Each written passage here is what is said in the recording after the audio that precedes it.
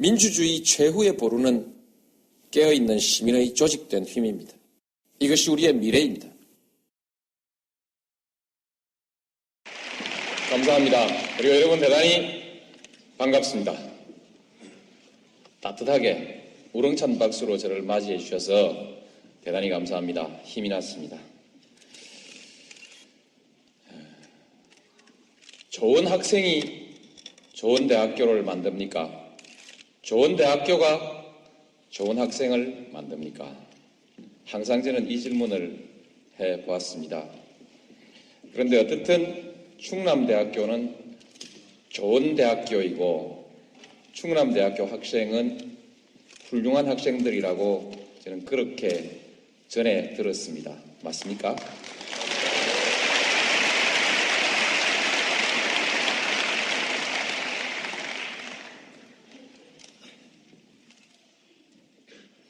충남대학교가 좋은 대학교가 아니라도 여러분 한 분 한 분의 인격에 줄어들고 늘어나는 것이 별로 없을 것입니다. 실제에 있어서는요.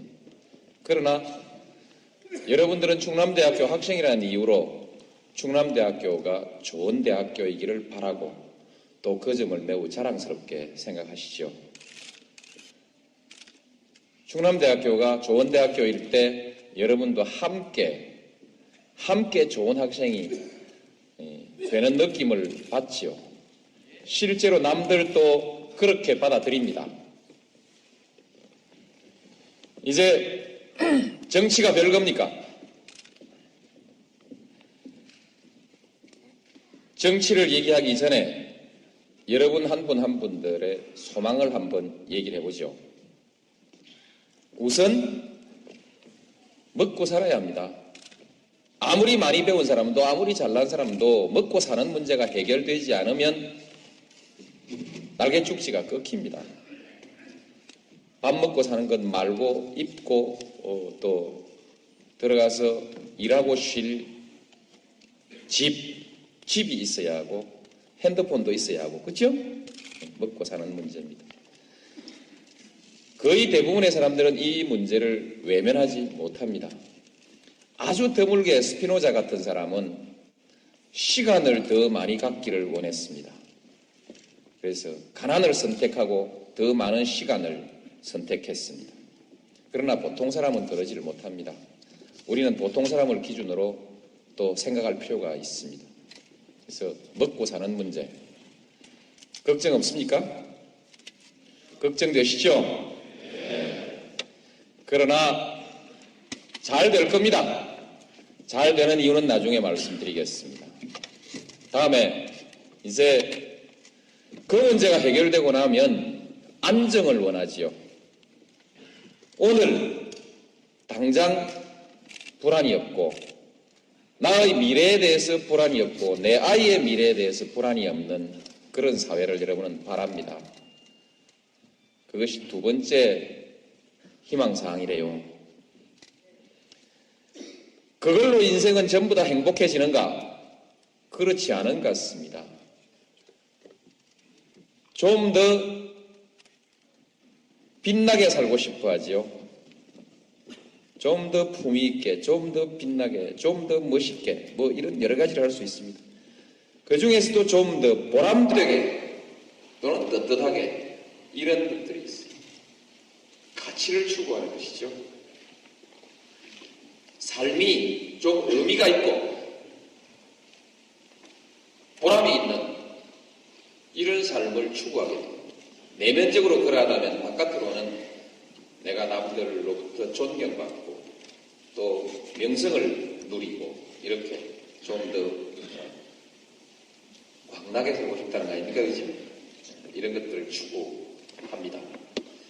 그러나 더 중요한 것은 저는 내면적인 것이라고 생각합니다. 이것이 이제 여러분들이 모두 지향해가고 있는 그런 소망들이죠.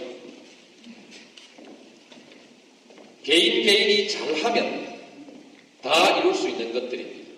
그러나 아울러서 우리가 함께 더불어 살고 있는 우리의 공동체 가장 보편적이고 대표적인 것은 국가가 잘 돼 갔을 때 마치 여러분들이 충남대학교가 잘 됐을 때 여러분들의 품격이 높아지는 것과 마찬가지로 국가가 잘 됐을 때 그 안에서 여러분들 개개인의 소망이 잘 이루어질 가능성은 대단히 높은 것입니다. 그래서 똑같은 재능을 가지고도 똑같은 땀을 흘리고도 어느 국가에서 태어났느냐에 따라서 운명이 하늘과 땅만큼 차이가 나지 않습니까? 국가가 잘 돼야 한다. 이제는 세계화 시대가 온다고 하니까 더욱더 인류의 보편적 문제가 우리의 문제들이 돼 있습니다. 그래서 이제 우리의 문제가 해결되면 세계 질서가 우리 개개인의 삶을 충족시켜 줄 수 있는, 삶의 질을 충족시켜 줄 수 있는 조건을 갖춰야 됩니다. 오래전부터 우리는 인류의 미래에 대해서 불안을 가지기 시작했습니다. 과연 얼마나 더 살 수 있을까? 얼마나 더 안전하게 살 수 있을까? 여기에서 해결되지 않은 우리 세계의 문제를 한번 짚어보면 기아와 질병의 문제, 해결이 되지 않고 있습니다. 전 세계 인구의 3분의 1이 아직도 기아 선상에 있다는 거 아닙니까? 기아와 질병. 아직도 사람들은 전쟁을 하고 싶어 합니다. 전쟁의 공포, 도덕적인 타락, 자원의 고갈, 환경의 파괴. 이런 문제들은 우리 인류가 함께 맞서서 싸우고 해결하지 않으면 안 되는 인류 사회에 대한 위협이죠. 저는 항상 이 문제가 우리의 궁극적 문제일지도 모른다 하는 생각을 하면서 정치를 해왔습니다. 제가 이 주제를 가지고 강연을 한 것은 이미 10년을 넘었습니다. 10년 이상 이 주제를 가지고 항상 강연을 해왔습니다. 이 중에 상당한 부분들이 국가 간의 이해관계의 다툼으로 해서 해결되지 않는 그런 일들입니다. 전쟁의 문제, 국가 간의 갈등입니다.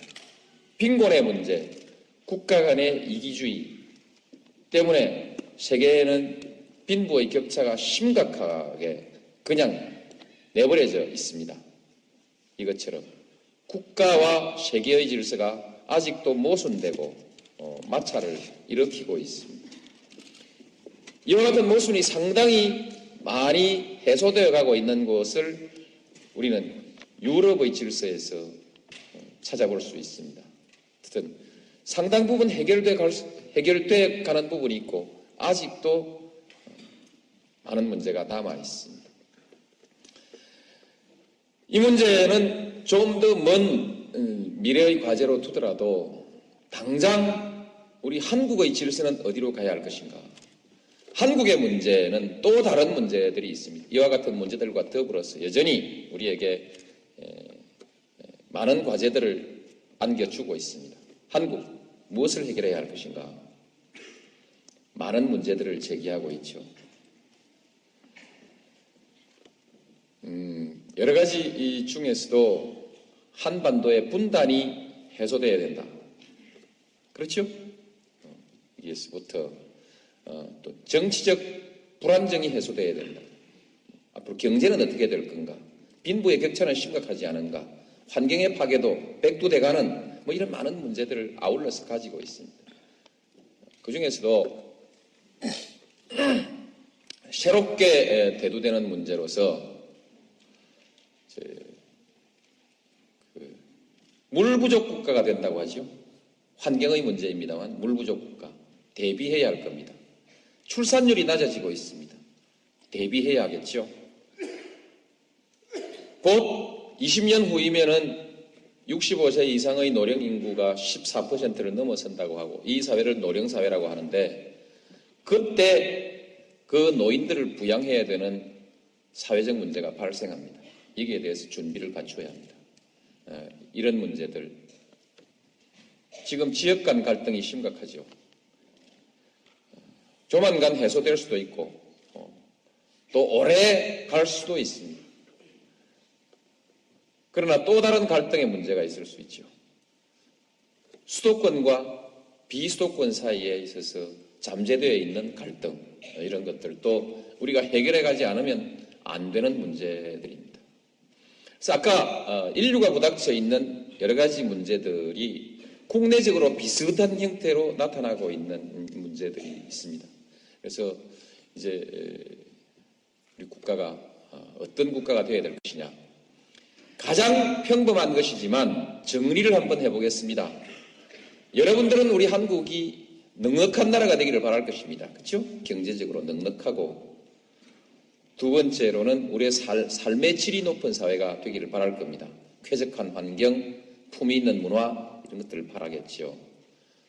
몇몇 사람만 떵떵거리며 잘 사는 나라가 아니라 우리의 경제적인 여유를 모두가 나누어서 함께 누리는 사회. 그죠? 누구는 따뜻한 사회라고 얘기합니다. 맞다고 생각합니다. 따뜻한 사회, 소위 연대의 가치가 존중되는 사회, 그런 사회가 좋겠죠. 국방, 전쟁이 일어날 위험이 없는 안전한 나라, 또 미래에도 지금과 같은 또는 지금보다 더 좋은 상태가 계속되기를 바라고, 개인적으로나 국가적으로나 불안이 없는, 미래에 대한 불안이 없는 사회죠. 마지막으로 떳떳하게 살 수 있는 나라입니다. 여러분들 부모님들 중에서 그 부모님이 하루의 삶을 매일 저녁 아들에게 고백하라고 한다면 아마 거의 견디지 못하고 양심의 가책이라든지 부끄러움 때문에 견디지 못할 사람들도 꽤 있을 것입니다. 아주 가까운 예로 일본에 다녀온 사람이 일본의 거리 질서를 보고 공항에서 내려가지고 택시를 타려고 할 때, 공항엔 지금 그런 일이 없지만 줄을 서지 않고 새치기를 할 수밖에 없는 상황이 되어 있다면, 조건이 갖추어져 있다면, 뒷전에 서서 30분을 기다리다가 드디어 결심하고 나도 이제 1차 도로 가장자리 차선을 넘어서 그 다음 차선으로 쫓아나가서 택시를 가로막고 아이 업은 짐을 든 여성이 있어도 못 본 척하고 내가 먼저 잽싸게 택시에 올라타는 그런 것을 부득이 할 수 있지 않습니까? 만일에 이 사회의 부정과 비리, 뒷전으로 거래되고 있는 특혜, 이런 것이 일반화되어 있는 사회라고 한다면 조그만 건설업을 하는 사람은 원청자에게 또는 도급자에게 뭔가 뇌물을 줘야 하고 가서 뒷거래를 해야 하고, 그렇게 하지 않으면 사업을 할 수 없는 사회라면 이제 그 자기의 삶을 제 아이에게 공개를 할 수 없는 사회가 되는 것이죠. 국세청에서 나왔다 이렇게 한마디 하면 왠지 아랫도리가 후들후들 떨리는 사람들도 많을 것입니다. 그렇죠? 이 사회는 국민을 떳떳하게 대우하는 사회가 아니죠. 그래서 마지막으로는 국민들이 당당하게 살 수 있는 나라. 요새 MBC 캠페인은 정정당당 코리아지요? 매일경제신문은 업그레이드 코리아를 내세웠습니다. 업그레이드 코리아는 국민소득 10,000불이 15,000불 되는 것이 아니라 그것도 포함되지만 그 위에 국민들이 이렇게 당당하게 살 수 있는 나라가 업그레이드 된 나라 아닐까요? 마지막으로 당당하게 살 수 있는 나라. 이것을 우리의 보편적인 국가에 대한 희망, 국가에 대한 보편적 희망으로 이렇게 정리할 수 있을 것입니다. 자, 이런 원론적인 얘기는 덮어버리고 이렇게 가야 하는데 한국 갈 수 있을까? 갈 수 있다면 어떻게 해야 할 것인가?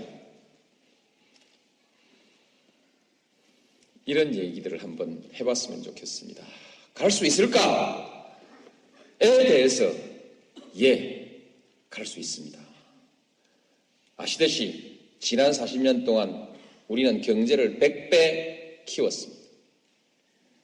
여러 가지 시비가 있지만 어떻든 이것은 세계에서 많은 세계인들이 눈을 둥그랗게 뜨고 놀라는 위대한 업적입니다. 오늘의 60대, 70대, 80대를 지나가시는 이 전 세대들에게 우리는 머리를 숙여서 그야말로 존경의 뜻을 표해야 합니다. 정말 위대하신 어른들입니다. 세계 최고의 업적을 남기신 어른들. 지금 그 어른들을 우리가 충분히 대접하고 있지 못하죠. 객담을 한마디 듣겠습니다. 짐승도 제 새끼는 사랑할 줄 압니다. 사람과 짐승이 다른 것은 사람은 제 부모를 제대로 모실 줄 압니다. 어른을 공경할 줄 알기 때문에 짐승과 다른 것입니다. 오늘날 우리 사회가 그 노인들에게 충분한 대우를 해드리지 못하고 있는 데 대해서 마음의 가책을 우리 함께 가질 필요가 있습니다. 여튼 제가 격까지 말씀을 드렸습니다만 요컨대 우리는 위대한 실적을 가지고 있는 국민들이다. 이게 다 정치인들이 정치를 잘한 덕분 아닙니까?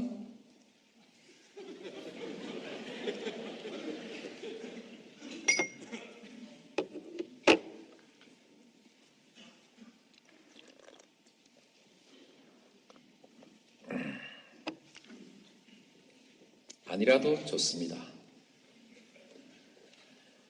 정치인들이 정치를 잘하지 않았다 하더라도 한국의 정치 수준은 어느 수준이냐? 적어도 지금까지는 세계 인류입니다. 무엇이 지금의 민주주의 수준, 정치 수준이 세계 인류가 아니라 발전 속도에 있어서 세계 인류라는 것입니다.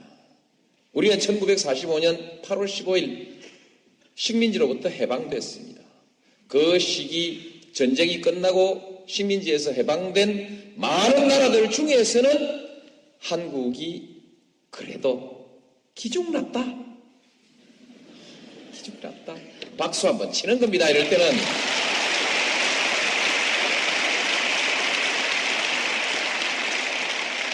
이건 사실입니다. 아무도 부인할 수가 없습니다. 사실입니다. 정치인들이 잘했거나 아니면 국민들이 잘했겠죠.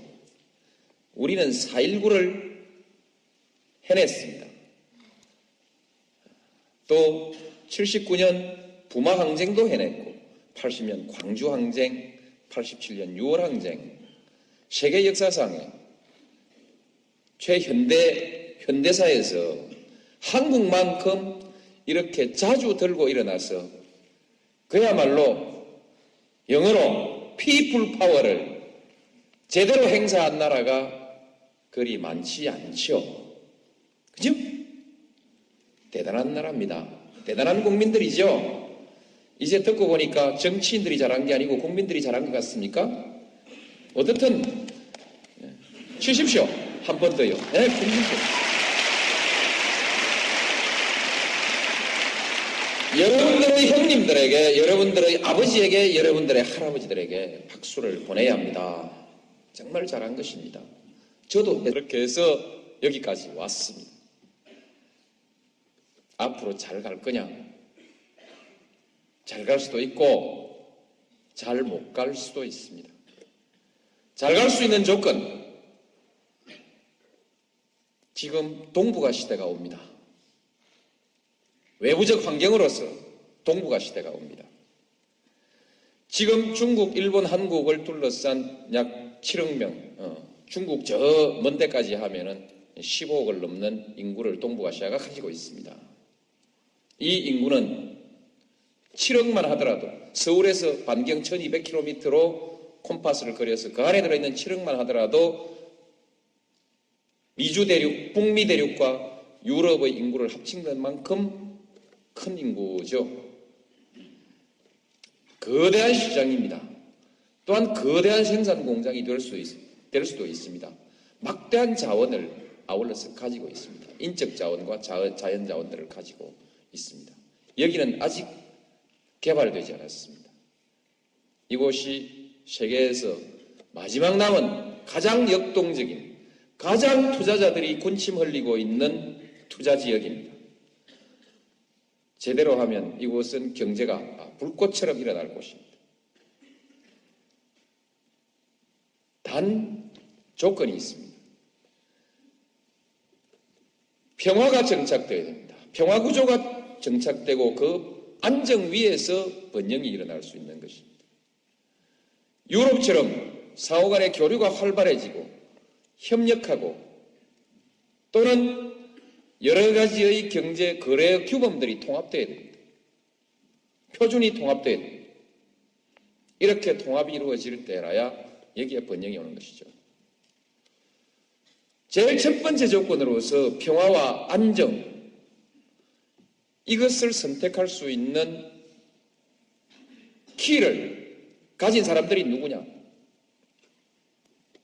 남한과 북한입니다. 그렇죠? 남북한입니다. 남북한이 마음먹고 딱 악수하고, 그래서 그 악수를 보고 세계인들이 저거 맞다, 이젠 평화가 왔다라고 생각할 때부터 한반도의 활력이 먼저 생기기 시작할 것입니다. 한반도의 평화는 바로 동북아시아의 평화와 안정을 의미합니다. 벌써 한중일 3국 간의 자유무역까지도 논의하고 있지 않습니까? 또 동북아 경제협력기구를 벌써 논의하고 있지 않습니까? 저도 비전으로 제시하고 있습니다. 동북아 개발은행을 얘기하고 있죠. 또한 한, 북, 러시아를 포함한 철도공사를 얘기하고 있습니다. 시베리아 가스 개발에 관해서는 유럽의 자본이 대기하고 있습니다. 파이프라인이 연결되면 아마 부산까지 내려와서 또는 포항점 와서 일본으로 바로 건너가는 가스 라인이 만들어질 수도 있습니다. 대단한 변화가 우리 앞에 기다리고 있습니다. 남북한이 마음먹으면. 물론 일본, 미국, 중국, 러시아가 다 함께 협력해야겠죠. 이런 가능성을 가지고 있습니다. 마음 잘 먹고 우리가 잘하면 이거 할 수 있거든요. 긴 설명 줄이고 이제 당면한 핵 문제를 한번 얘기해 보십시다. 저거 풀어야 되거든요. 혹시 이 중에서 우리도 핵을 가지는 것이 좋지 않느냐? 북한이 핵을 가지면 우리도 가지자라는 생각을 하는 분들도 있을 수 있고, 또 북한이 가지고 있는 것은 결국 통일되면 우리 거 아니냐? 이렇게 생각하는 분들도 있는데 그러시면 안 됩니다. 세계에서 플루토늄 재처리 기술에 관해서 플루토늄 재처리 기술에 관한 일본이 이미 세계 최고의 수준을 가지고 있습니다. 양적으로 질적으로. 우리가 만들면 일본은 우리 10배, 50배에 만들 수 있습니다. 기분 나쁘지만 그건 사실입니다. 중국은 이미 핵을 가지고 있죠. 못하게 말려야 됩니다. 그렇게 풀어가는 것이 아닙니다. 어떻든 핵 문제는 해결돼야 돼요. 북한은 핵을 포기해야 됩니다. 어떻게 포기할 거냐? 말로 하자. 대화로 평화적으로 하자. 그게 우리 주장입니다. 그러니까 북한이 자꾸 뭘 내놓으라 그러고 협상을 하다가 탁자 걷어 차버리고 나가버리고 만나자 해놓고 안 나오고 속을 썩입니다. 약이 오릅니다. 그러니까 대가를 뭔가를 줘야 합니다. 금강산 관광 당장 수지 맞지 않는 사업을 한다 이 말입니다. 10년, 20년 뒤에는 아주 수지 맞는 장사일지 모르지만 지금 당장 수지 안 맞는 장사를 이어나가는데 이것은 20년 뒤를 내다본 장기 투자이거나 아니면 남북 간의 평화를 구축하기 위해서 평화의 대가로 지금 지불하고 있는 돈이다. 억울하단 말이죠. 그래서 왜 퍼주냐? 그러나 퍼주고만 말 것은 아닙니다. 결국은 이와 같은 과정을 통해서 해결이 됩니다. 왜냐하면 북한은 이미 개방을 결정했습니다. 오래전에 결정했습니다. 키도라고 발음합니다만 키도 또는 캐도를 받아들일 때 한국형 원자로를 한국 기술진에 의해서 건설하도록 용납했을 때 이미 북한은 한국의 기술에 에너지를 의존한다는 결정을 한 것입니다. 그렇죠? 전쟁할 생각이 있으면 그렇게 못하는 것이죠. 그때 결정했고 지금 신의주, 개성공단, 철도 연결 이 모든 것들이 개방해야 살겠다는 것을 확실하게 확인하고 이제 개혁하고 개방하겠다는 뜻입니다. 개혁 개방은 외부의 지원이 없이는 절대로 성공할 수가 없습니다. 그래서 외부의 지원을 간절히 필요로 합니다. 그래서 성의를 가지고 대화해 나가면 이 문제는 풀린다. 단 대화로 푸는 방법은 이것저것 자꾸 주어야 하니까 비쌉니다. 돈이 많이 든다. 그러나 만일에 대화를 딱 중단해버리면, 지원을 중단해버리면 대화가 끊기죠. 게임은 그렇습니다. 북한도 버틸 테니까요. 끊기면 북핵 문제는 북미 간의 문제로만 남습니다. 미국은 북한 핵을 어떻게든 개발 못하게 막아야 한다고 생각하고 있습니다. 왜? 세계의 경찰이라고 생각하니까. 아이들이 핵무기를 갖고 놀면 안 되거든요. 그러니까 막아야 합니다. 명분이 있습니다. 명분은 테러, 불안, 그렇죠?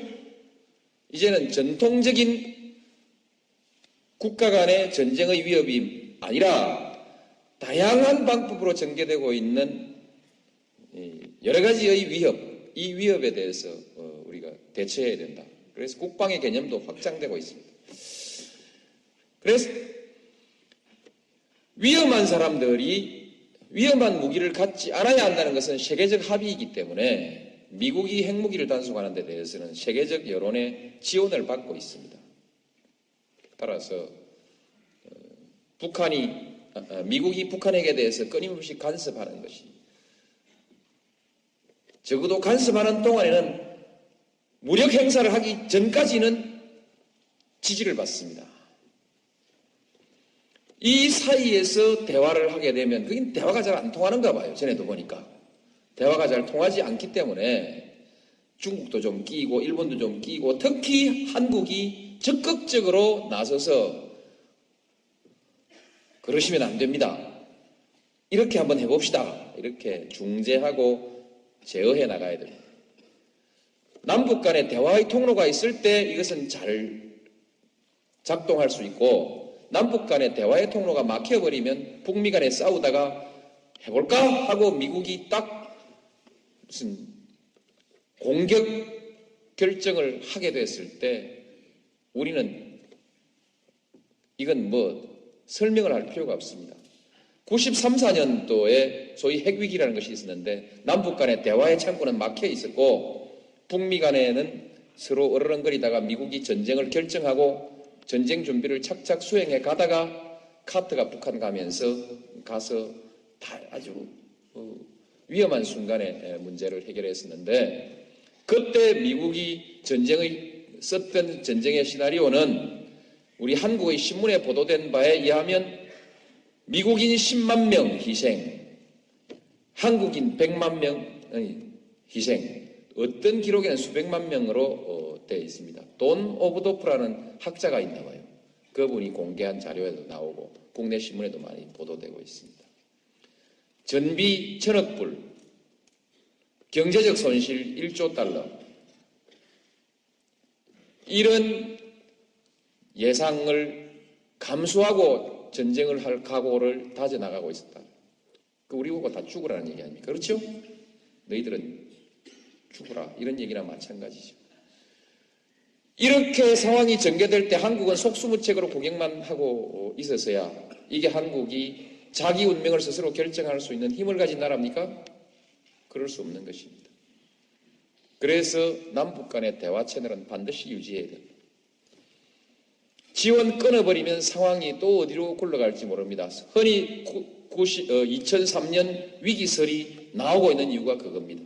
이 위기설을 방어하기 위해서 우리는 북한과의 채널을 유지해 나가야 된다는 것이죠. 지금 지원 끊자라고 하는 사람들 참 위험한 사람들입니다. 아시겠죠?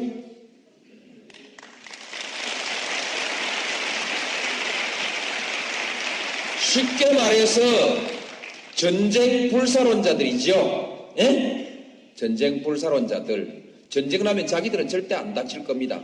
재빨리 해외로도 갈 수 있고. 전쟁을 하면 제일 먼저 맨 앞에 나가야 되는 사람들이 여러분들입니다. 제 아이도 예비군인데 아마 즉각 소집될 겁니다. 군에 안 갔다 온 사람들은 즉각 소집 안 돼요.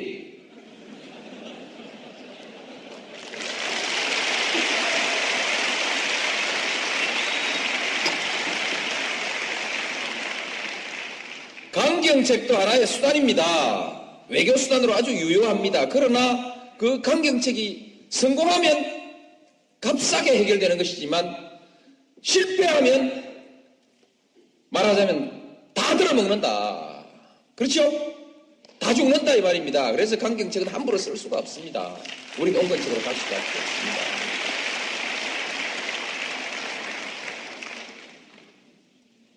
그렇게 해서 이제 우리의 남북 문제를 잘 풀어나가면 미래가 보장되는데 이것은 우리 역사의 대전환을 의미합니다. 만일에 남북 간에 긴장이 있고 북한이 자꾸만 무장을 강화하게 됐을 때 일본은 군비를 강화할 수 있는 명분을 가지고 일본의 강경파, 일본의 극우익들이 큰 소리를 내게 됩니다. 그렇게 되었을 때 일본이 군비를 강화하면 중국은 가만히 있을 수 있습니까? 중국도 군비를 강화하게 되고 일본과 중국 사이의 군비 경쟁이 격화됐을 때 한국은 어떻게 합니까? 우리도 해야죠. 그런데 아무리 해봐도 돈으로 따져보나 인구로 따져보나 이게 대책이 않습니다. 한국 사람이 아무리 유능해도 정치적, 지리적 조건이 그렇게 만들어져 있으면 도리 없이 눈치를 보는 나라가 될 수밖에 없습니다. 우리 한국 사람이 못나서 중국 대륙의 왕조가 바뀌었을 때 한국의 왕조가 따라 바뀌고 중국 대륙의 왕조가 바뀌면 한국의 정변이 일어나는 역사를 감수했겠습니까? 못나서 감수한 것이 아니라 정치적 조건이 그렇게 돼 있기 때문에 감수해 왔습니다. 일본이 해양 세력으로 편입되면서 소위 서양 세력으로 편입되면서 등장하니까 이제 중국과 일본 사이에 끼어가지고 이쪽에서 줄 서자 저쪽에 줄 서자 마치 오늘날 우리 민주당의 일부 국회의원들처럼 어디 줄을 설지 몰라가지고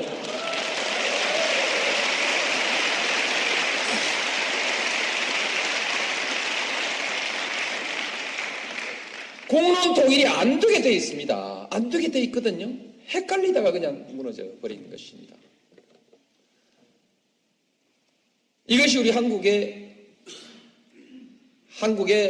역사였고 이것은 변방의 역사였습니다. 누가 뭐라고 해도 중국과 일본의 군비 경쟁이 일어나고 여기에 긴장과 대결적 상황이 조성되면 우리는 또 그와 같은 상황을 감수하지 않을 수 없다. EU 같은 질서로 동북아 질서를 재편해내자. 그렇게 재편해냈을 때 중국도 좋고 일본도 좋고 한국도 다 좋습니다. 여기엔 수평적 관계, 평등의 관계가 있고 작은 나라라 할지라도 얼마든지 주도적 역할을 해낼 수가 있습니다. 일본은 전과가 있어서 동아시아의 공동 번영을 얘기하면 사람들이 수상하게 듣습니다. 중국은 너무 커요. 겁납니다. 그냥 있어도 겁나는데 한국이 동아시아의 통합을 주도해 나가야 합니다. 그랬을 때 의심 없이 서로가 받아들일 수 있는 질서를 만들어 나갈 수 있지 않겠습니까? 이제 동아시아의 질서를 주도해 나가는 새로운 시대, 수백 년 큰 나라의 눈치를 보면서 살아왔던 변방의 역사를 극복하고 이제 당당히 주도하는 역사, 자주의 역사로 갈 수 있는 절호의 계기를 우리는 지금 맞이하고 있습니다. 새로운 동북아 시대가 지금 오고 있고 그 시대에 우리는 이제 동북아시아의 주역으로 부상하는 것입니다. 멋지지 않습니까? 네?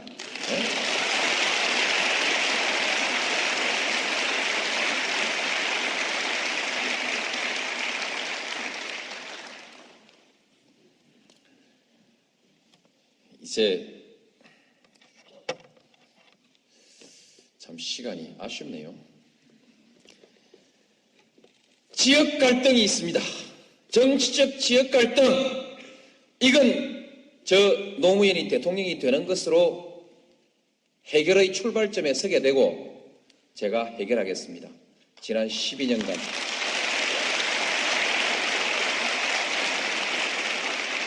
오로지 여기에 매달려 왔습니다. 모든 정치적 가치 중에서 최우선의 과제로 저는 이것을 설정하고 여기에 매달려 왔고 내 자신의 금배지를 내던지면서까지도 지역 갈등 극복을 위해서 노력해 왔습니다. 거기에 대해서 저를 적극적으로 지지하는 분들이 국민통합, 노무현 짱, 짜자짜짜짜 하고 이렇게 해서 제가 민주당의 대통령 후보가 된 거 아닙니까?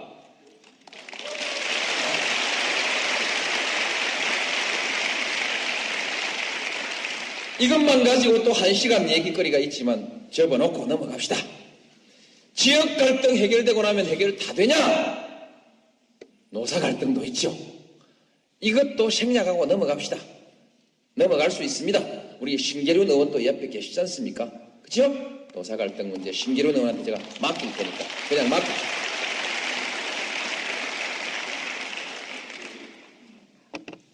그러면 뭐가 문제냐?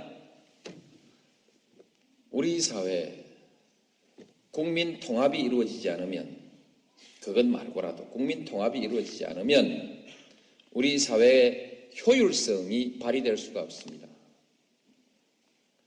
계속해서 배를 타고 가는데 계속해서 이 길로 가면 안 되는데 왜 이 길로 들어섰느냐고 계속 시비 붙는 사람이 있고 아니야 이 길이 맞아 계속 이것 가지고 싸워댄다면 그 배는 제대로 갈 수가 없습니다. 국민 통합이 뭐냐? 정서적으로 당신하고 내하고 이렇게 차이가 나는 것이 좀 부당하고 억울하지만 그래도 프로세스에 있어서 정당성 때문에 내가 시비를 걸 수가 없고 좀 기분은 나쁘지만 당신하고 내하고 그래도 한 동네에서 같이 사는 것이 그렇게 죽을 맛은 아니다. 죽는 것보다는 낫다. 이런 수준의 정서적 공감대가 있고 주먹다짐하지 않고 죽이고 또 무슨 공격하지 않고 타협으로 하나의 결론을 공동의 결론을 만들어낼 수 있는 사회적 상태를 우리가 국민 통합이 이루어지고 있는 상태라고 말할 수 있습니다. 타협으로 공동의 목표에 관해서 공동의 합의를 이루어낼 수 있는 사회, 그것이 통합된 사회입니다. 통합된 사회로 가야 됩니다. 이 통합된 사회로 가야 하는데 이 통합을 위해서 우리에게 아주 중요한 것은 균형된 사회라야 됩니다. 균형된 사회. 차이가 너무 많이 나면 여기에서 적대감이 생기고 지배관계가 생깁니다. 그렇죠? 지배관계라는 것은 상대방의 존재와 의견을 존중하지 않는 관계입니다. 한쪽은 일방적으로 명령하고 한쪽은 일방적으로 복종할 수밖에 없는 관계는 행복한 관계가 아닙니다. 지배관계. 배가 아픈 관계. 나도 열심히 했는데 왜 항상 제 친구한테 내가 명령만 받아야 되는가? 이 배 아픈 관계, 그죠? 불평등, 불균형. 여러 측면에 있어요. 불균형이라는 것이 국민 통합을 방해합니다. 갈등을 만들어냅니다. 그래서 균형된 사회.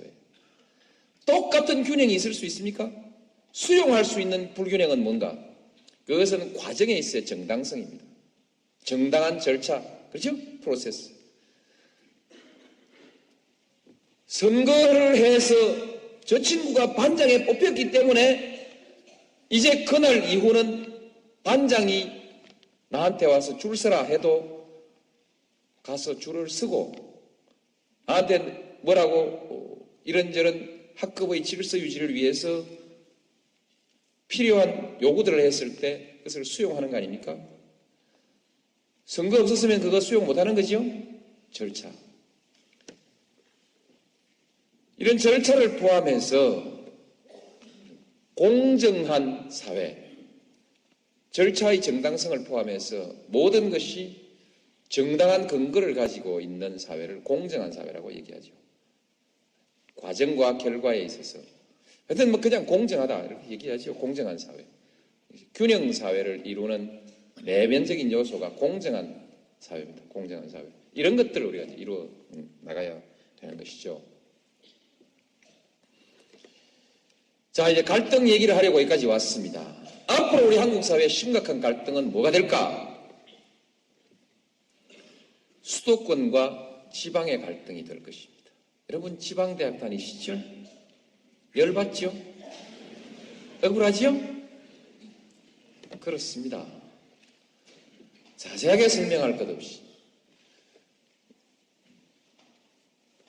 요즘은 옛날엔 고등학교밖에 안 나온 노무현이 같은 친구도 절에 가서 머리 수건동에 메고 촛불 켜놓고 책 열심히 읽으면 고등고시도 합격하던 시절이 있었습니다.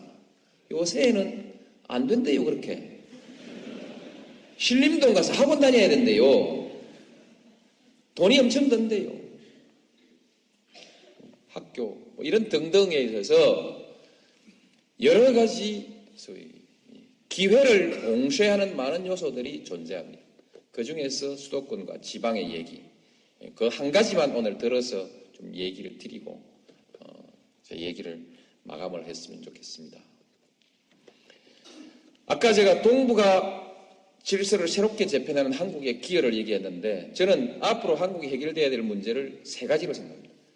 동북아 시대, 동북아 전략, 지방화 전략, 세 번째로는 원칙의 시대, 소위 가치 존중의 시대를 만들어 나가야 한국의 문제가 풀린다 이렇게 생각합니다. 그래서 두 번째 것이 지방화입니다. 지방화. 왜 해야 되냐 하는 얘기는 생략하겠습니다. 어떻게 할 거냐? 분권해야지요. 분권. 지금 각 대학의 많은 뜻있는 교수님들이 분권 운동을 하고 있습니다. 권한을 넘겨줘야 됩니다. 입법권의 상당 부분을 넘겨주어서 예를 들면 세율을 적용할 때 탄력세율을 적용해서 법인세를 지방자치단체가 결정해서 법인세의 세율을 조정할 수 있는 시스템까지를 만들어줘야 됩니다. 조직을 하는 데 있어서 지방자치단체가 거의 전적인 자율권을 가져야 됩니다. 조직권, 인사권 이런 문제죠. 자치조직권, 자치입법권 물론 가져야 이런 것을 통해서 지방의 독자적인 전략을 쓸 수 있도록 해줘야 된다. 이것을 분권과 자치권의 확대라고 얘기합니다.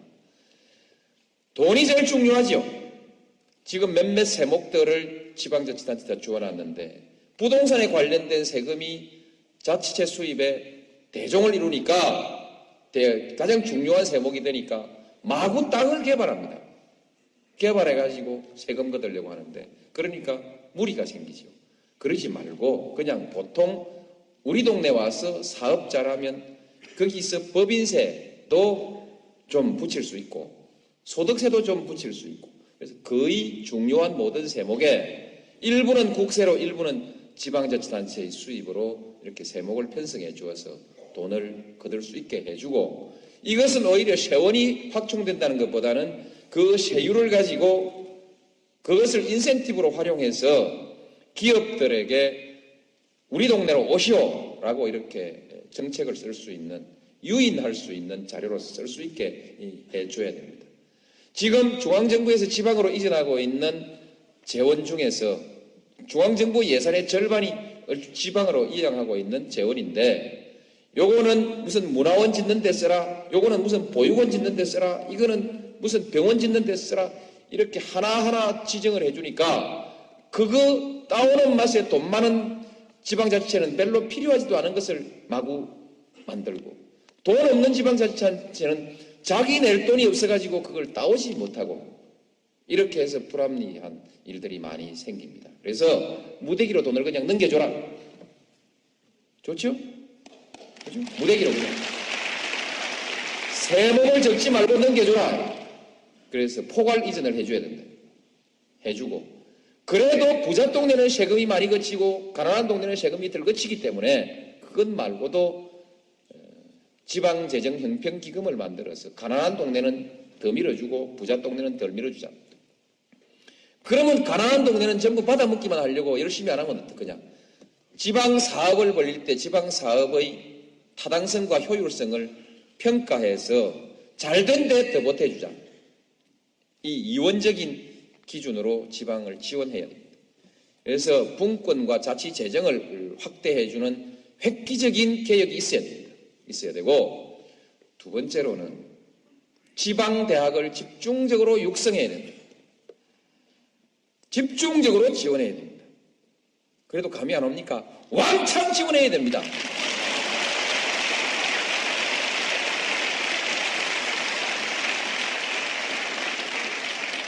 왜냐?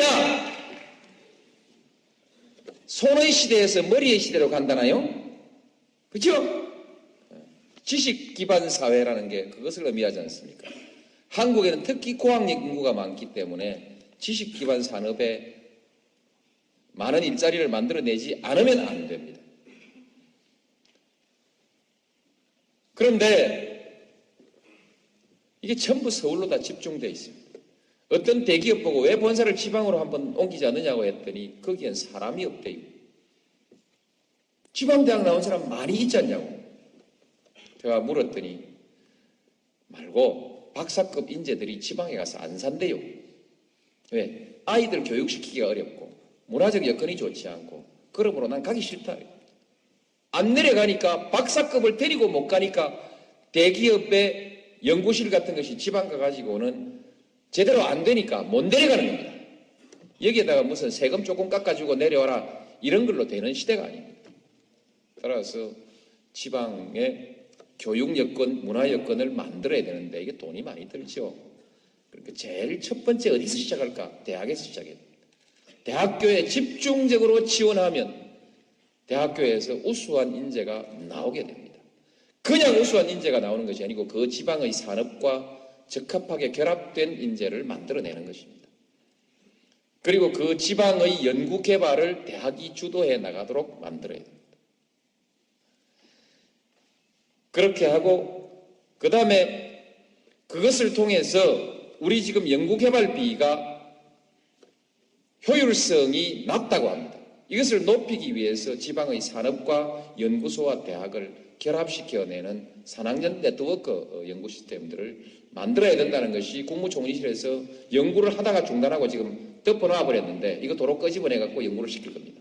시켜서 그렇게 해서 연구개발비의 효율을 높여나가면서 지방대학을 육성하고 여기에 지식기반사회의 근거를 마련하고 그 다음에 지방대학과 지방의 언론과 지방정부, 지방의 시민사회가 서로 협력체계를 만들어서 우리 도시의 미래를 어디로 끌고 갈 것이냐에 대해서 함께 연구하고 그 도시의 비전을, 그 지방의 비전을 스스로 만들고 제시할 수 있게 해줘야 된다는 것입니다. 지방이 제일 취약한 것이 스스로의 비전을 만들어낼 수 있는 기획 기능이 약한 것입니다. 이것을 갖지 않으면 밤낮 그냥 대학은 대학대로 서울한테 한 푼 주라, 돈 더 주라, 무슨 지방정부는 지방정부대로 돈 더 주라, 여기 다리 더 놔주라, 맨날 이렇게 해야 되는 겁니다. 무대기로 왕창 달라라고 얘기할 수 있는 독자적인 종합적 지역발전 계획의 프로젝트를 못 가지고 있으면 밤낮 그렇게 얻어먹다 볼일 다 본다 이 말이죠. 스스로 무대기 돈을 받아서 효율성 있게 지방을 발전시킬 수 있는 기획, 이것이 아주 중요합니다. 누가 아무나 할 수 있습니까? 대학에서 해야지. 그렇죠?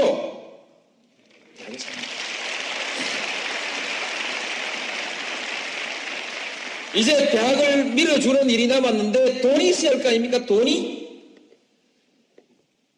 지금 대체로 한 2조 정도 되고 있는 국립대학 지원금이 주로 지방에 다 가고 있습니다. 더 줄 돈이 없어요. 별로. 이젠 더 준다 해봤자 서울대학교 돈 뺏어갖고 줄 수밖에 없는데 서울대학교 돈 그거 뺏으려고 하다가 정권이 성하게 잘 살아남겠습니까? 그리고 돈이 뺏어봤자 돈이 그래 많지도 않습니다. 무슨 돈이냐? 우리 한국의 연구개발비가 약 4조 수천억 되는데 그 중에서 약 1조 2천억 정도가 이 대학교로 오고 있습니다. 이것을 한 배로 늘려보자.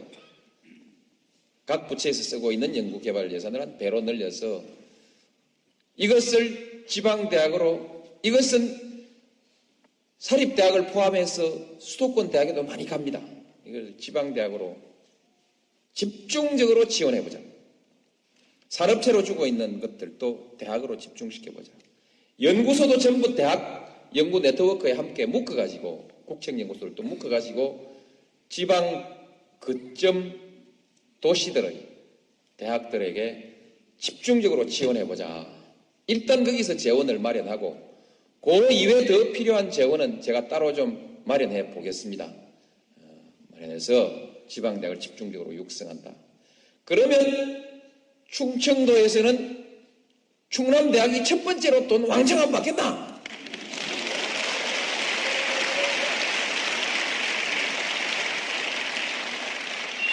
그리 되면 안 된단 말입니다. 이리 되면 또한 여기서도 불평등이나 불균등이 생기고요. 또 충청도 충남대학이 충청도 서울대학이 되어버리면 이게 또 원성의 표적이 되지 않습니까?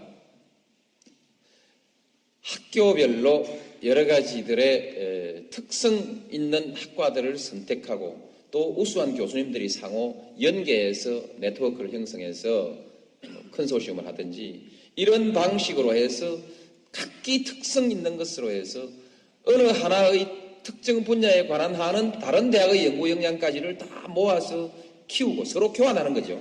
키우고 거기에 관한 하는 서울대학교 안 부럽다가 아니라 서울대학교는 이제 내일 와라, 다음에 와라 할 만큼 이렇게 지방대학을 제가 육성하겠습니다. 육성해서 그렇게 해서 지방대학을 육성한다. 그것이 그냥 대학의 육성이 아니라 그 도시의 발전을 담보하는 것으로 그렇게 저는 계획하고 있습니다. 그러니까 괜히 지방화를 말씀드리는 것이 아니고 이런 계획을 가지고 있고요.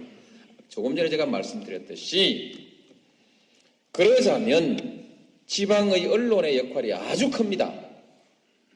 그래서 지방 언론, 지방신문, 지방방송들의 독자성과 개성들을 살려나가야 됩니다. 그래서 중앙신문에 지방신문이 잡아먹히는 것을 막아야 됩니다. 지금 중앙거대신문들이 지방에다가 처음에는 인쇄하는 곳만, 인쇄 공장만 만들더니 이제는 지방판 만드는 지사 비슷한 것을 만들고 독립법인을 만들 계획을 가지고 있는데 이렇게 되면은 서울신문이 대전신문들 다 죽여버려요. 대구신문 다 죽여버리고 부산신문 다 죽여버리고 독점돼 버리면 한 사회 문화가 획일화돼 버리지 않습니까? 획일화돼 버리면 큰일 납니다. 획일화된 사회는 화석처럼 굳어버립니다. 상상력에 빈곤이 생기고 창의력이 쪼그라들죠. 그래서 안 됩니다. 그래서 지방 언론 살려야 됩니다. 지방신문 스스로도 잘해야 되겠지만 살려줘야 돼요. 방송도 지방 방송이 살도록 해줘야 됩니다. 그래서 지금 지상파, 서울 지상파 방송의 재전송 문제에 대해서 지금 방송사가 싸우고 있는데 이것은 단순히 방송사끼리의 밥그릇 싸움이 아니라 지방 문화의 다양성을 살릴 거냐 살리지 않을 거냐라고 하는 우리 시대의 정책과 맞물려 있는 문제이기 때문에 이건 대단히 중요하게 다뤄야 됩니다. 이제 이쯤 되면 대전의 신문과 대전의 방송은 노무현 편을 좀 들겠죠?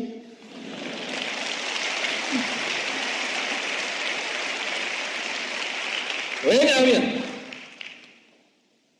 진짜 지방 문제를 가지고 지방 출신의 사람이니까요, 제가.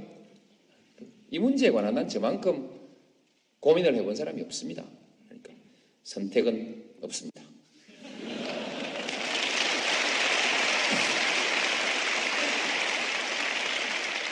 이렇게 가야 하는, 그래서 고민 끝에 제가 오래전부터 분산을 위해서 행정수도 지방 이전을 얘기했었는데, 이제는 지방의 시각을 가지고 지방을 살려내기 위해서는 행정수도를 지방으로 옮겨놓고 지방의 눈으로 국가행정을 한번 해봐라. 그렇게 하기 위해서 행정수도를 옮겨버리기로 결심을 했습니다. 자세한 내용 설명 안 드려도 많이 들으셨죠?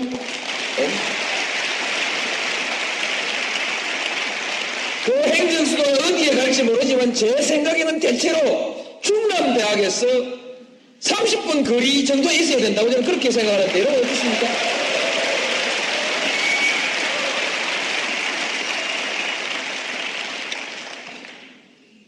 이제 이것만 해도 여러분들 뭐 배가 부르실 텐데 제가 뭐 자꾸 더 드릴 것 없지 않습니까? 그렇죠? 근데 그래도 이제 몇 마디 마무리는 해야죠. 그렇게 이것은 지방의 시각을 가지고 행정을 해야 지방시대가 온다는 뜻 때문에 행정수도를 말씀드린 것이니까요. 또 질문이 있으면 혹시 또 추가하더라도 단순 충청표를 의식하고 이런 것이 아닙니다. 제가 정말 저 정치 그렇게 안 했습니다. 정치 그렇게 안 했고요.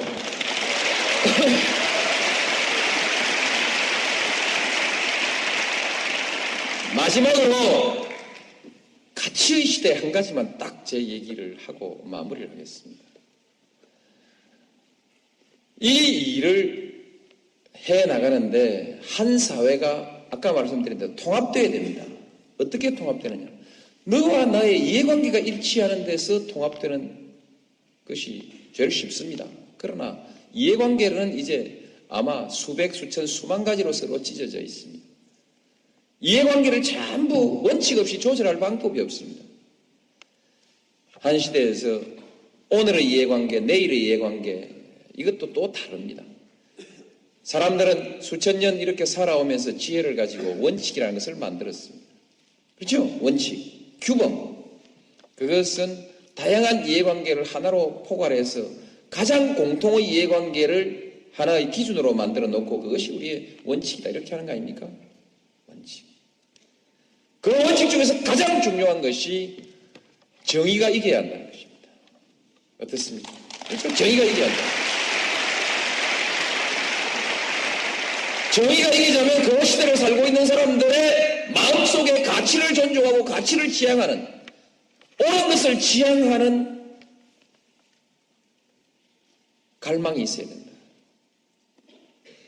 앞으로 한국이 제대로 되느냐 안 되느냐의 마지막 얘기는 여러분들 가슴 속에 정의감이 있느냐, 정의가 이겨야 된다는, 정의가 이기도록 해야 된다고 하는 결의가 서 있느냐. 정의가 무너진 사회에서는 어떤 번영도 있을 수 없습니다. 어떤 번영도 갈등과 대립과 투쟁으로 다 무너질 수밖에 없습니다. 그래서 가치를 소중하게 생각하고 가치를 추구하고 정의가 이기는 사회를 만들기 위해서 노력하는 사회. 한국은 특별히 기회주의가 승리하고 행세해온 사회입니다. 일제에 붙어선 사람들, 재빨리 미국에 줄 섰던 사람들, 재빨리 독재에 줄 섰던 사람들, 그렇죠?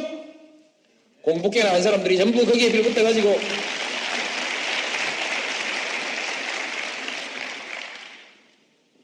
이 나라의 지도층이라는 사람들 한번 해보십시오. 국무총리를 시키려고 사람을 찾아보니까 과거가 깨끗한 사람이 없어. 그렇죠? 들었다 놔버렸어. 안 되겠어. 또 한 사람 모셔가지고 또 해보니까 또 아니야. 세 번째 또 모시고 왔는데 여기도 문제가 있어. 문제가 있지만 이러다가 국무총리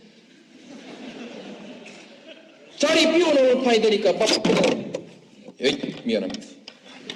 그렇게 얼마나 여러분 생각해 보십시오.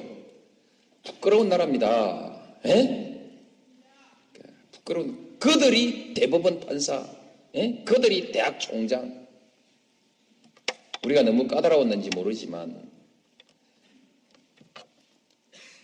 근데 대통령 후보 하겠다는 사람들은 훨씬 더 큽니다.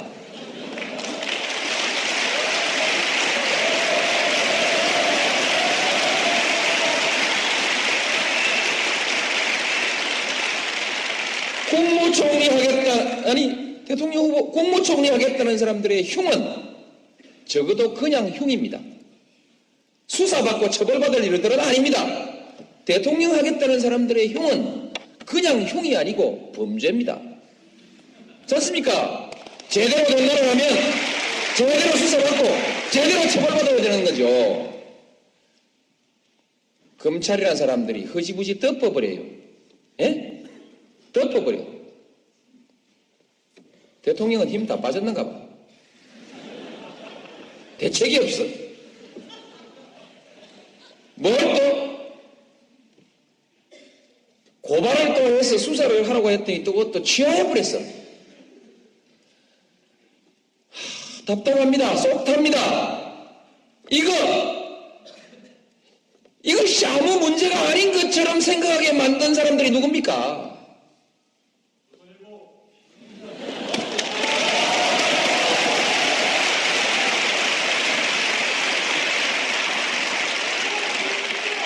이거 개혁해야 됩니다. 누가 어떤 방법으로 하는지에 대해서는 비밀입니다. 개혁.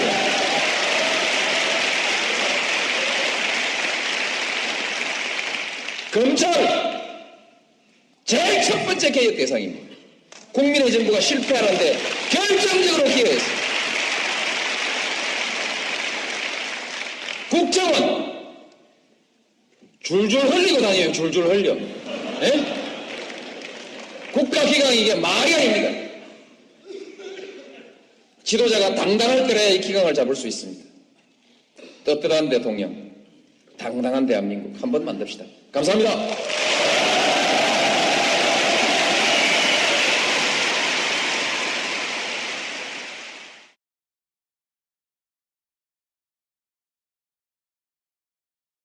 민주주의 최후의 보루는 깨어있는 시민의 조직된 힘입니다. 이것이 우리의 미래입니다. 감사합니다. 그리고 여러분 대단히 반갑습니다. 따뜻하게 우렁찬 박수로 저를 맞이해 주셔서 대단히 감사합니다. 힘이 났습니다. 좋은 학생이 좋은 대학교를 만듭니까? 좋은 대학교가 좋은 학생을 만듭니까? 항상 저는 이 질문을 해보았습니다. 그런데 어떻든 충남대학교는 좋은 대학교이고 충남대학교 학생은 훌륭한 학생들이라고 저는 그렇게 전해 들었습니다. 맞습니까?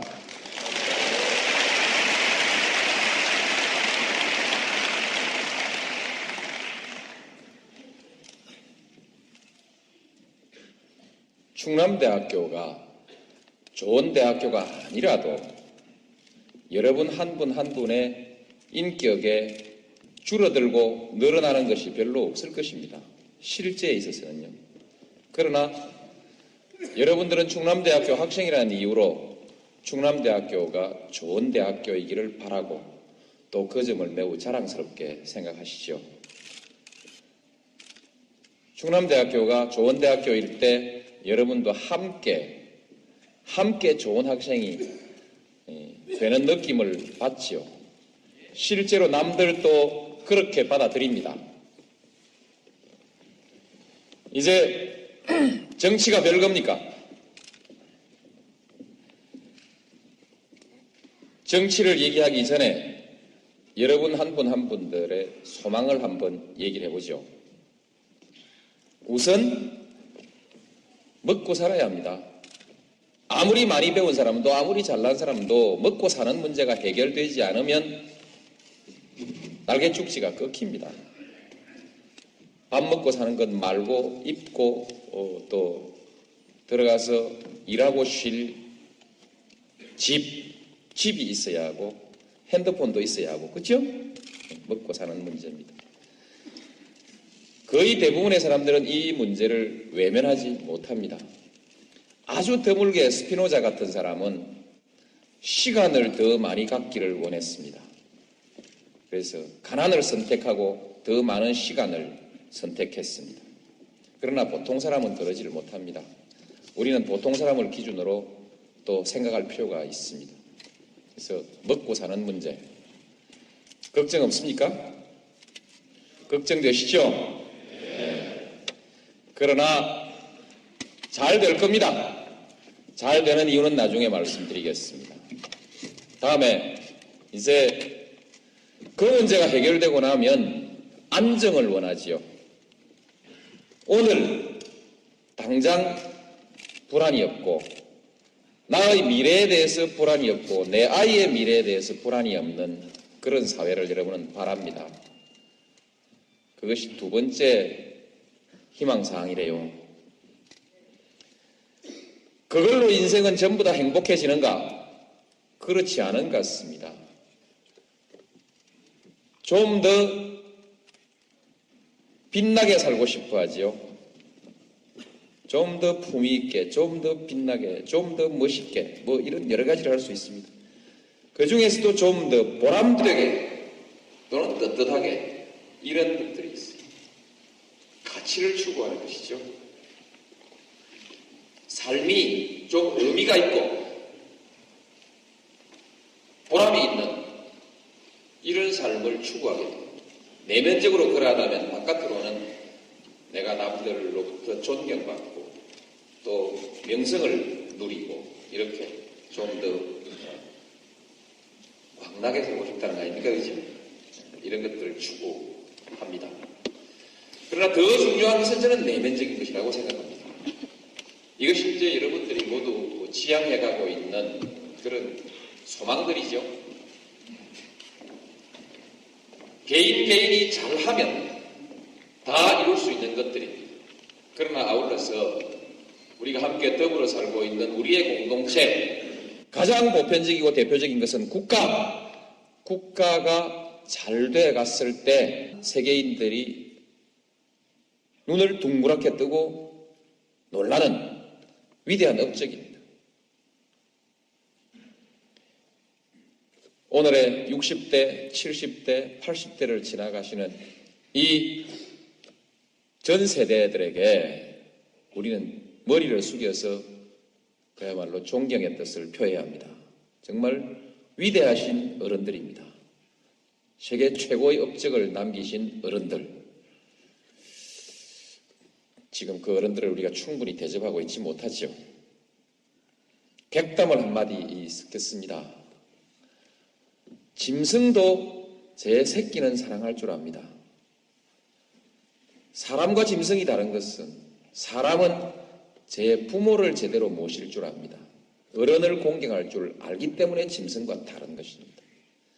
오늘날 우리 사회가 그 노인들에게 충분한 대우를 해드리지 못하고 있는 데 대해서 마음의 가책을 우리 함께 가질 필요가 있습니다. 여튼 제가 격까지 말씀을 드렸습니다만 요컨대 우리는 위대한 실적을 가지고 있는 국민들이다. 이게 다 정치인들이 정치를 잘한 덕분 아닙니까?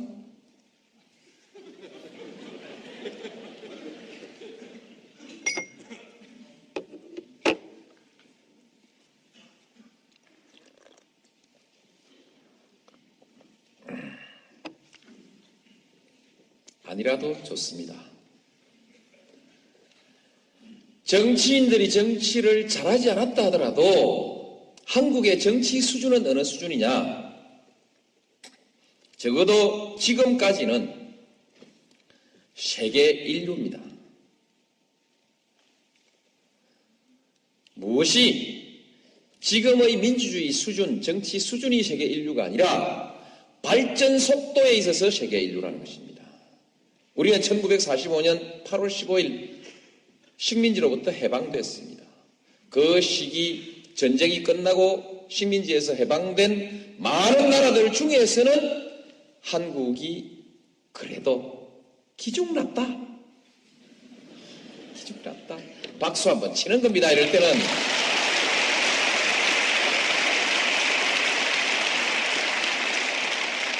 이건 사실입니다.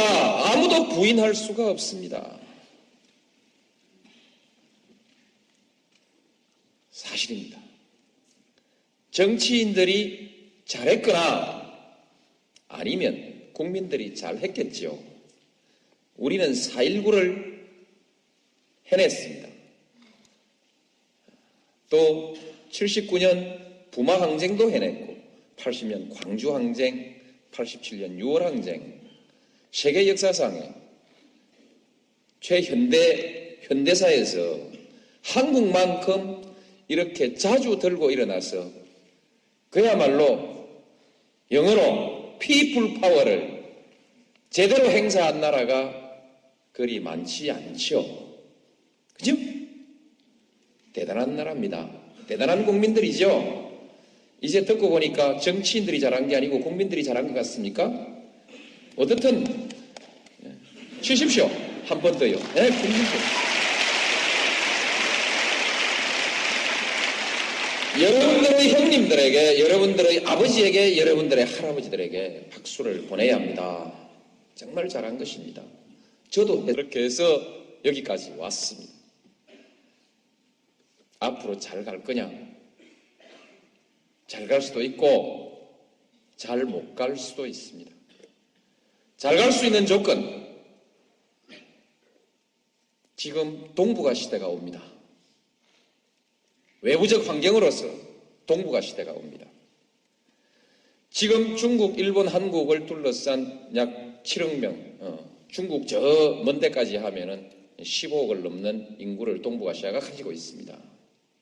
이 인구는 7억만 하더라도 서울에서 반경 1200km로 콤파스를 그려서 그 안에 들어있는 7억만 하더라도 미주 대륙, 북미 대륙과 유럽의 인구를 합친 만큼 큰 인구죠. 거대한 시장입니다. 또한 거대한 생산 공장이 될 수도 있습니다.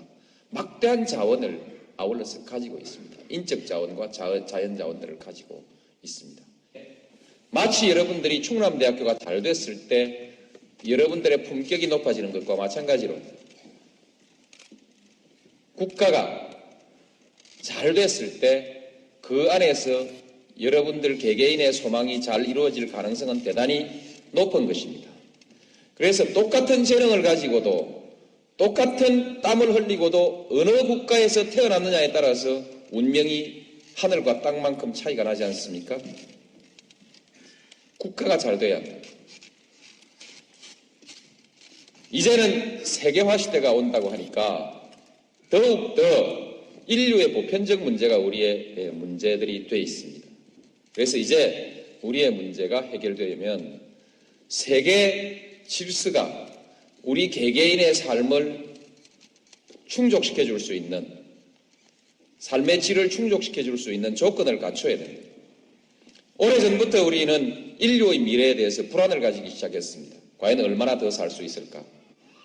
얼마나 더 안전하게 살 수 있을까? 여기에서 해결되지 않은 우리 세계의 문제를 한번 짚어보면 기아와 질병의 문제, 해결이 되지 않고 있습니다. 전 세계 인구의 3분의 1이 아직도 기아 선상에 있다는 거 아닙니까? 기아와 질병. 아직도 사람들은 전쟁을 하고 싶어 합니다. 전쟁의 공포, 도덕적인 타락, 자원의 고갈, 환경의 파괴, 이런 문제들은 우리 인류가 함께 맞서서 싸우고 해결하지 않으면 안 되는 인류 사회에 대한 위협이지요. 저는 항상 이 문제가 우리의 궁극적 문제일지도 모른다 하는 생각을 하면서 정치를 해왔습니다. 제가 이 주제를 가지고 강연을 한 것은 이미 10년을 넘었습니다. 10년 이상 이 주제를 가지고 항상 강연을 해왔습니다. 이 중에 상당한 부분들이 국가 간의 이해관계의 다툼으로 해서 해결되지 않는 그런 일들입니다. 전쟁의 문제, 국가 간의 갈등입니다. 빈곤의 문제, 국가 간의 이기주의 때문에 세계에는 빈부의 격차가 심각하게 그냥 내버려져 있습니다. 이것처럼 국가와 세계의 질서가 아직도 모순되고 마찰을 일으키고 있습니다. 이와 같은 모순이 상당히 많이 해소되어 가고 있는 것을 우리는 유럽의 질서에서 찾아볼 수 있습니다. 어쨌든 상당 부분 해결돼 가는 부분이 있고 아직도 많은 문제가 남아 있습니다. 이 문제는 좀 더 먼 미래의 과제로 두더라도 당장 우리 한국의 질서는 어디로 가야 할 것인가? 한국의 문제는 또 다른 문제들이 있습니다. 이와 같은 문제들과 더불어서 여전히 우리에게 많은 과제들을 안겨주고 있습니다. 한국, 무엇을 해결해야 할 것인가? 많은 문제들을 제기하고 있죠. 여러 가지 이 중에서도 한반도의 분단이 해소돼야 된다. 그렇죠? 여기서부터 또 정치적 불안정이 해소돼야 된다. 앞으로 경제는 어떻게 될 건가? 빈부의 격차는 심각하지 않은가? 환경의 파괴도 백두대간은 뭐 이런 많은 문제들을 아울러서 가지고 있습니다. 그 중에서도 새롭게 대두되는 문제로서 물 부족 국가가 된다고 하죠. 환경의 문제입니다만 물 부족 국가 대비해야 할 겁니다. 출산율이 낮아지고 있습니다. 대비해야 하겠죠. 곧 20년 후이면은 65세 이상의 노령 인구가 14%를 넘어선다고 하고 이 사회를 노령사회라고 하는데 그때 그 노인들을 부양해야 되는 사회적 문제가 발생합니다. 여기에 대해서 준비를 갖춰야 합니다. 이런 문제들. 지금 지역 간 갈등이 심각하죠. 조만간 해소될 수도 있고 또 오래 갈 수도 있습니다. 그러나 또 다른 갈등의 문제가 있을 수 있죠. 수도권과 비수도권 사이에 있어서 잠재되어 있는 갈등 이런 것들도 우리가 해결해 가지 않으면 안 되는 문제들입니다. 그래서 아까 인류가 부닥쳐 있는 여러 가지 문제들이 국내적으로 비슷한 형태로 나타나고 있는 문제들이 있습니다. 그래서 이제 우리 국가가 어떤 국가가 되어야 될 것이냐. 가장 평범한 것이지만 정리를 한번 해보겠습니다. 여러분들은 우리 한국이 넉넉한 나라가 되기를 바랄 것입니다. 그렇죠? 경제적으로 넉넉하고 두 번째로는 우리의 삶의 질이 높은 사회가 되기를 바랄 겁니다. 쾌적한 환경, 품위 있는 문화 이런 것들을 바라겠죠.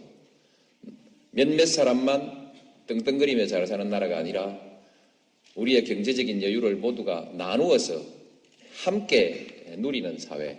그죠? 누구는 따뜻한 사회라고 얘기합니다. 맞다고 생각합니다. 따뜻한 사회. 소위 연대의 가치가 존중되는 사회. 그런 사회가 좋겠죠. 국방, 전쟁이 일어날 위험이 없는 안전한 나라. 또 미래에도 지금과 같은 또는 지금보다 더 좋은 상태가 계속되기를 바라고 개인적으로나 국가적으로나 불안이 없는 미래에 대한 불안이 없는 사회죠. 마지막으로 떳떳하게 살 수 있는 나라입니다. 여러분들 부모님들 중에서 그 부모님이 하루의 삶을 매일 저녁 아들에게 고백하라고 한다면 아마 거의 견디지 못하고 양심의 가책이라든지 부끄러움 때문에 견디지 못할 사람들도 꽤 있을 것입니다. 아주 가까운 예로 일본에 다녀온 사람이 일본의 거리 질서를 보고 공항에서 내려가지고 택시를 타려고 할 때 공항엔 지금 그런 일이 없지만 줄을 서지 않고 새치기를 할 수밖에 없는 상황이 되어 있다면 조건이 갖추어져 있다면 뒷전에 서서 30분을 기다리다가 드디어 결심하고 나도 이제 1차 도로 가장자리 차선을 넘어서 그 다음 차선으로 쫓아나가서 택시를 가로막고 아이 업은 짐을 든 여성이 있어도 못 본 척하고 내가 먼저 잽싸게 택시에 올라타는 그런 것을 부득이 할 수 있지 않습니까?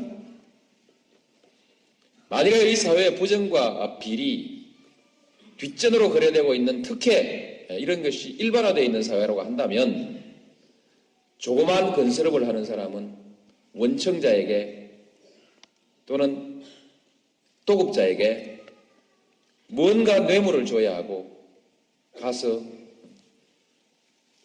뒷거래를 해야 하고 그렇게 하지 않으면 사업을 할 수 없는 사회라면 이제 그 자기의 삶을 제 아이에게 공개를 할 수 없는 사회가 되는 것이죠. 국세청에서 나왔다 이렇게 한마디 하면 왠지 아랫도리가 후들후들 떨리는 사람들도 많을 것입니다. 그렇죠? 이 사회는 국민을 떳떳하게 대우하는 사회가 아니죠. 그래서 마지막으로는 국민들이 당당하게 살 수 있는 나라. 요새 MBC 캠페인은 정정당당 코리아죠? 매일경제신문은 업그레이드 코리아를 내세웠습니다. 업그레이드 코리아는 국민소득 10,000불이 15,000불 되는 것이 아니라 그것도 포함되지만 그 위에 국민들이 이렇게 당당하게 살 수 있는 나라가 업그레이드 된 나라 아닐까요? 마지막으로 당당하게 살 수 있는 나라. 이것을 우리의 보편적인 국가에 대한 희망, 국가에 대한 보편적 희망으로 이렇게 정리할 수 있을 것입니다. 자, 이런 원론적인 얘기는 덮어버리고 이렇게 가야 하는데 한국 갈 수 있을까? 갈 수 있다면 어떻게 해야 할 것인가? 이런 얘기들을 한번 해봤으면 좋겠습니다. 갈 수 있을까에 대해서 갈 수 있습니다. 아시듯이 지난 40년 동안 우리는 경제를 100배 키웠습니다. 여러 가지 시비가 있지만 어떻든 이것은 세계에서 많은 여기는 아직 개발되지 않았습니다. 이곳이 세계에서 마지막 남은 가장 역동적인 가장 투자자들이 군침 흘리고 있는 투자 지역입니다. 제대로 하면 이곳은 경제가 불꽃처럼 일어날 곳입니다. 단 조건이 있습니다. 평화가 정착되어야 됩니다. 평화 구조가 정착되고 그 안정 위에서 번영이 일어날 수 있는 것입니다. 유럽처럼 상호 간의 교류가 활발해지고 협력하고 또는 여러 가지의 경제 거래 규범들이 통합되어야 됩니다. 표준이 통합되어야 됩니다. 이렇게 통합이 이루어질 때라야 여기에 번영이 오는 것이죠. 제일 첫 번째 조건으로서 평화와 안정 이것을 선택할 수 있는 키를 가진 사람들이 누구냐? 남한과 북한입니다. 그렇죠? 남북한입니다. 남북한이 마음먹고 딱 악수하고 그래서 그 악수를 보고 세계인들이 저거 맞다. 이젠 평화가 왔다라고 생각할 때부터 한반도의 활력이 먼저 생기기 시작할 것입니다. 한반도의 평화는 바로 동북아시아의 평화와 안정을 의미합니다. 벌써 한중일 3국 간의 자유무역까지도 논의하고 있지 않습니까? 또 동북아 경제협력기구를 벌써 논의하고 있지 않습니까? 저도 비전으로 제시하고 있습니다. 동북아 개발은행을 얘기하고 있죠. 또한 한, 북, 러시아를 포함한 철도공사를 얘기하고 있습니다. 시베리아 가스 개발에 관해서는 유럽의 자본이 대기하고 있습니다. 파이프라인이 연결되면 아마 부산까지 내려와서 또는 포항점 와서 일본으로 바로 건너가는 가스 라인이 만들어질 수도 있습니다. 대단한 변화가 우리 앞에 기다리고 있습니다. 남북한이 마음먹으면. 물론 일본, 미국, 중국, 러시아가 다 함께 협력해야겠죠. 이런 가능성을 가지고 있습니다. 마음 잘 먹고 우리가 잘하면 이거 할 수 있거든요. 긴 설명 줄이고 이제 당면한 핵 문제를 한번 얘기해 보십시다. 저거 풀어야 되거든요. 혹시 이 중에서 우리도 핵을 가지는 것이 좋지 않느냐? 북한이 핵을 가지면 우리도 가지자라는 생각을 하는 분들도 있을 수 있고, 또 북한이 가지고 있는 것은 결국 통일되면 우리 거 아니냐? 이렇게 생각하는 분들도 있는데 그러시면 안 됩니다. 세계에서 플루토늄 재처리 기술에 관해서 플루토늄 재처리 기술에 관한 일본이 이미 세계 최고의 수준을 가지고 있습니다. 양적으로 질적으로. 우리가 만들면 일본은 우리 10배, 50배 만들 수 있습니다. 기분 나쁘지만 그건 사실입니다. 중국은 이미 핵을 가지고 있죠. 못하게 말려야 됩니다. 그렇게 풀어가는 것이 아닙니다. 어떻든 핵 문제는 해결돼야 돼요.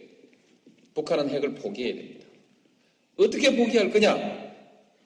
말로 하자. 대화로 평화적으로 하자. 그게 우리 주장입니다. 그러니까 북한이 자꾸 뭘 내놓으라 그러고 협상을 하다가 탁자 걷어차버리고 나가버리고 만나자 해놓고 안 나오고 속을 썩입니다. 약이 오릅니다.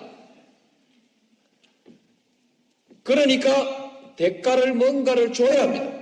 금강산 관광 당장 수지 맞지 않는 사업을 한다 이 말입니다.